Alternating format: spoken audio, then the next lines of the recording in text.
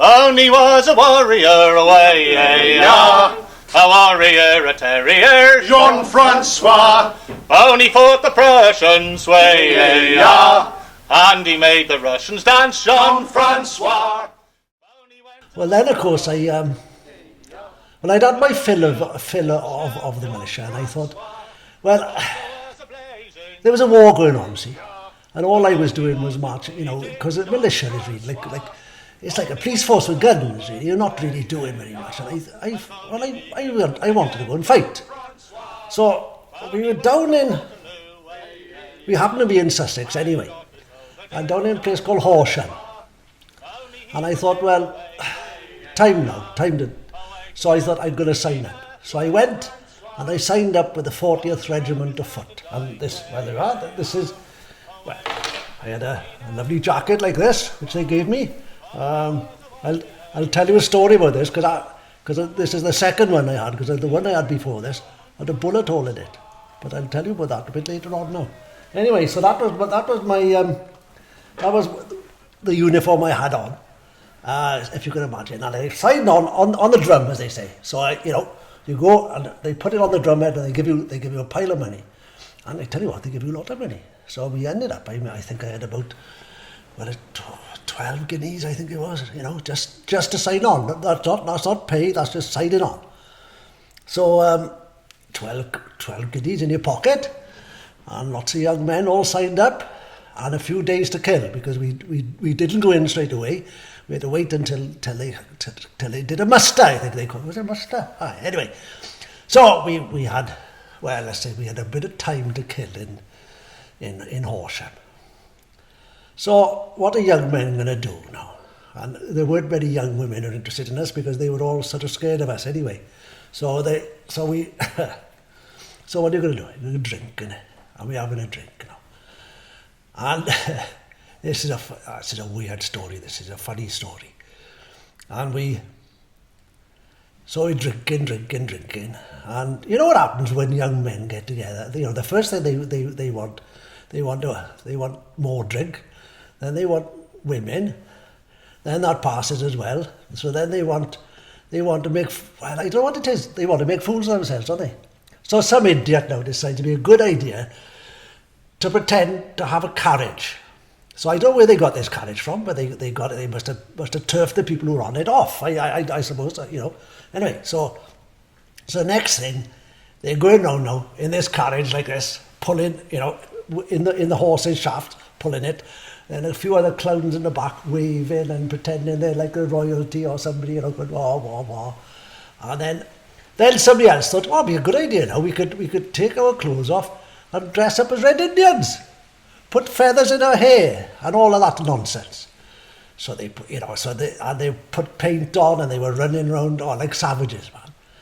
Anyway, this whole nonsense was going on, and of course the people of Horsham were getting a bit fed up with this. I mean, it's not the sort of thing you want to go on in your town, is it? Imagine them coming to you and behaving like that. Anyway, I didn't take any part in that, I must say. But anyway, but one boy, he got a bit, because after a while the old drink turns and you start getting a bit weepy and a bit sort of, they say it's just gin, but it isn't gin. Any old alcohol will do that. I've seen them in the pub. They're always the same, and they get a bit weepy. And he went to the House of Corrections. House of Corrections, a posh name for a prison, right? And he went to the prison. He knocked big, oak door and he slammed on the door. And the keeper, whatever you call him, the warder or whatever, came to the door. And you can imagine how he wasn't chosen for his social graces, let's put it like that, because he was a man who looked a bit like this, horrible looking man. And this young boy said to him, he said, can you do me a favour, man? And the man said, well, yeah, I expect so. What do you want me to do? Well, they didn't really talk like that, because they weren't from land. You understand that, don't you? Yeah. But they talked, but this is the way they talked. And he said, well, I want you to do me a big favour. Well, come on then, what do you want me to do? He said, well, can you hang me? And that bloke said, what the hell, hang you? He said, you surely got a gallows in there. And, he said, I'm missing my father and my mother and all the family, and I said, I've signed up for the army and I really don't want to go. So this bloke told him to sling his hook. But don't forget now, he had money, see, didn't he? So he'd been now in the, because he had this money for signing up. So what he did, he went to the hardware store, or whatever you call them, and he bought a length of rope. Well, you can imagine what happened next. He came back to the hotel now, and there we were all in the hotel, this massive place, drinking, And I remember there's a big staircase going up, winding round, and a landing on it. And that was like that was in the same room, if you see what I mean. It was above us, like a gallery. And he went up to this one bloke. He said, "Oh, hey, can you do me a favour, boy?" Yeah, what's that? "Well, can you hang me?" Well, this bloke said, "Certainly, of course I will. Have you got a rope?" He said, "I got a rope." So with that, he threw the rope up, put it round the banister, or whatever you call it. But put the bloke on the chair, rope round his neck, and kicked the chair from underneath him. Well, now suddenly, of course, the room went totally silent. You could imagine what it was like. Everybody just like, and then somebody said, "Well, what are we going to do now?" And then somebody else said, "Oh, well, wait until he stops twitching and see what we do then." So he did stop twitching in the end, and so we took him down, and well, he wasn't looking very good. He wasn't looking very good, to tell you the truth. Anyway, we took him now and we put him under the stairs and we laid him out all nice. We put his arms across his chest, all like that, bit of mark of respect. And then we started to get worried then about what the hell was going to happen now, because the officers will be round, the sergeant will be, how are we going to explain this? So while we were thinking, we thought, well, we better have another drink while we think about this. So we had another drink now.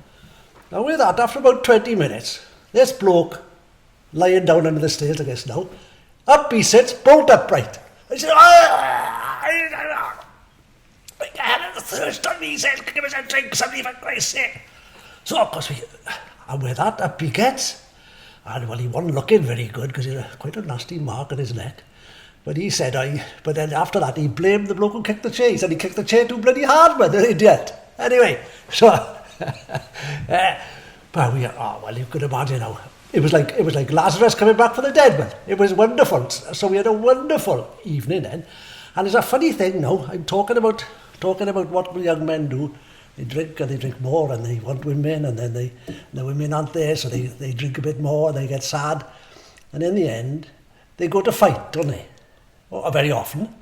But on this occasion, I can honestly say there wasn't a bad word spoken for 3 or 4 days. I didn't hear a bad word spoken at all. Sweetness and light the whole time. So maybe so some good did come out of it. Although I think he always had a bad throat after that. He always had a little bit of there we are. Aye. Only was a warrior away, a warrior, a terrier, Jean-Francois. only fought the Prussians way, So it would have been 1808. I'm not very good on dates, but it was 1808, I think, yeah. And so we had 2 battles, little battles. Roletia, which I think that's how the Spanish say it, and Vimerera. I'm not much of a Spanish speaker myself. But they weren't big battles. They were just a lot of noise, a lot of shouting, a lot of toing and froing, and then followed by a lot of marching. That's all I remember. And the first one, apparently, we won. And the second one, well, I think it was what they'd call a draw these days. I don't think either side would claim a victory out of that. Then it was best part of 12 months after that, July 1809, and that's when we came to Talavera, and that was a big battle. That was a very big battle, and that was scary, because of course I was a grenadier because of my size, see. And the grenadiers, now, they fight on the flank or in the centre, because you would expect it to take the brunt of the battle, as it were, and it's important for you to be on the flank so the flanks don't break, and in the centre so you can break through as well. So I was in the centre anyway. And of course, it's hard for you to imagine now. Unless you've been there, you can't imagine the noise and the smoke and the screaming and the shouting. And and there are legs flying about and arms flying, because these men now next to you, they've been shot with cannons, not with musket balls and stuff. So cannonballs are ripping through you. And it's a horrible sight. You can't imagine. But I wouldn't want to relive that ever, to tell you the truth. In fact, it isn't often I speak about this because I don't like to talk about it very much because it brings back nasty memories, and my life is full of good memories, and I'd like to keep it that way. But it was, and I say the other thing is the darkness, because all this gunpowder, all this black powder exploding, and you can't see anything. You see the odd glint of somebody's bayonet coming towards you, but you don't. You're fighting blind almost, to tell you the truth. And of course your face is black and burnt with the powder coming at you. So it's not a nice experience. And with that, I thought, this can't get much worse. And, blow me, I got hit then by a musket ball, right by here. I still got the musket ball, is still in there. Do you want to feel or what? Have a look. How's it feel, boy? Right. There's a big old lump in it. That's a bit of French lead in there, that is. Yeah. And but I tell you, that pain was it was unbelievable. It was just like whack. And then I got then, the surgeon came to see me on the field, and he patched me up, I suppose, as best he could. And then the wounded then had to be left because they couldn't take them with them because Talavera was a bit of a funny battle too. It was I think they called it a Pyrrhic victory. I'm not really sure what that means.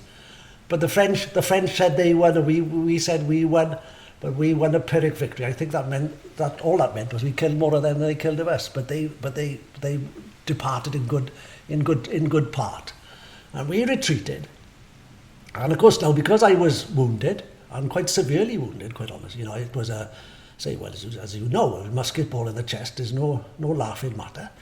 So I'm on the battlefield now, and of course Wellington was our boss. Wellington was the big chief, wasn't he? And he decided he had to skedaddle. He had to get out of there. And so of course, very sensibly, what he said was, well, the wounded now will have to stay behind, but we'll leave them in charge of the Spanish army. Well, of course, in charge of the Spanish army didn't mean a damn thing, because the first thing they did was they got off somewhere else. And they left us to the French. So the French came along then, after this Pyrrhic victory, or whatever you want to call it, and they captured us all. All of us wounded people were all captured just like that, without another shot being fired. So that was the start of a long 5 years in my life, because then I marched, eventually, when I could march, I marched from there up to the French border, and then from the French border all the way up to the Belgian border, where they put us into prison camps. I think, first of all, I was in a place called, Bitch we used to call it, but Biche, I think the French say, but it spelled like bitch, and it was, bitches, and it was a fort, a big old, imposing old fort, on the border between Belgium and France. And that's where all the prison camps were, all along that border. So by the time we got up there, it was, 1810, sometime in 1810, I don't know. And we were there then for 5 years, until Waterloo, which was, mind you, there were compensations as well, because we were allowed a little bit of time. We got a bit of time out, and there was the odd dalliance and so on. We won't go into that here, no, because my wife might be listening to this afterwards. Yeah. It's of a gentleman soldier, as a sentry he did stand. He kindly saluted the fair maid by the waving of his hand. So boldly then he kissed her, and he passed it off as a jog, as he drilled her into a century box, wrapped up in a soldier's cloak. drums did go with a rat-a-tat-tat, and the fifes so loudly played. Say very well, Polly, me love, for I must be going away.